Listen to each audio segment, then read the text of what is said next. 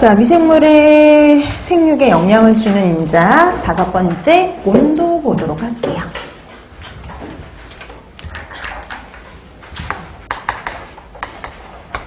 자, 우리가 보면 미생물을요, 증식하는 온도대별로 나누게 되면 전균, 중균, 고온균 이런 식으로 나눌 수가 있죠. 근데 우리가 보니까 대다수의 부패세균들, 식중독균들은 뭐에 해당이 되냐면 중온균이 해당이 됩니다. 자, 그래서 우리가 보면은 대다수는 중온균이다라고 보시면 돼요. 대다수는 중온균입니다. 제일 흔한 게 중온균이죠. 그래서 부패와 관련된 대부분의 부패세균들, 부패균들, 그다음에 식중독균들은요, 온도대로 따졌을 때, 증식 온도대로 따졌을 때 중온균에 해당이 된다. 이렇게 보시면 돼요. 대다수는 중온균이야. 그러면 저온균이나 고온균이 문제를 안 일으키냐? 저온균이나 고온균 중에도 문제를 일으킬 수가 있지요. 그 중에서 또 저온균 중에 특히 문제가 되는 게 있어요. 저온균. 그 저온균의 대표가 되는 건 슈도모나스입니다. 슈도모나스.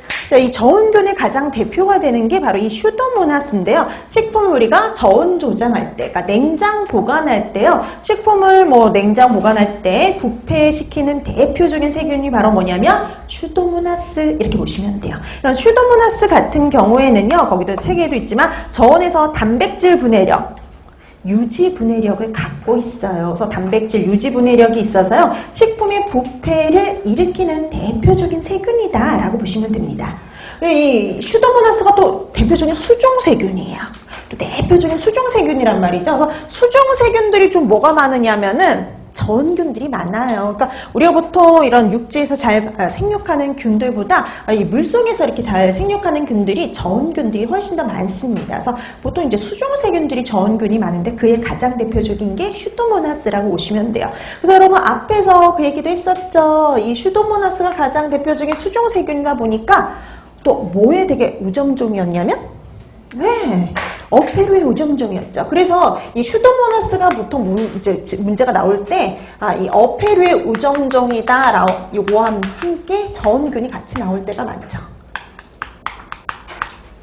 그래서 예전에는 어패류의 우점종으로 많이 나왔었는데, 요즘에 이제 저온균을 대표해서 시험 문제에 많이 출제가 돼요. 근데 여러분, 어패류의 우점종이라고 해서, 어패류에서만 문제를 일으킨다라고 착각하시면 절대 안 돼요. 식품을 저온 보관할 땐 다 문제가 됩니다. 그래서 우리가 육류, 어패류, 그다음에 채소, 과일, 우유, 달걀 등을요, 저온 보관했을 때 식품을 부패시키는 이런 식품들을 부패시키는 대표적인 세균이 뭐냐? 슈도모나스예요.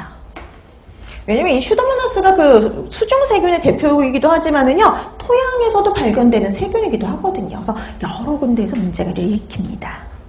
자, 그래서 저온균 얘기에 나오면 식품을 저온 보관 중에 문제를 일으키는 균, 부패를 시키는 균을 찾아라 라고 하면 슈도모나스 이렇게 찾아주시면 되는 거죠.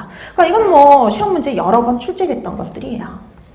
자, 그 다음에 그 외에도 고온균도 있긴 있어요. 이 고온균은 말 그대로 열에 잘 견디는 균을 의미를 하는 거죠. 열에 잘 견디는 균, 그게 바로 고온균이에요. 그래서 이렇게 고온균 같은 경우에는 보통 이 지방들이요, 포화 지방들이 많기 때문에 이렇게 온도가 올라가도 잘 녹지를 않아가지고 우리가 막의 유동성을 유지하기 때문에 견디는 게 가능한 균들이에요. 근데 고온균보다는 저온균이 더 중요하긴 합니다. 우리가 식품을 보통 이제 저온 보관, 냉장 보관하는 경우가 많기 때문에. 자, 그래서 여러분들 이렇게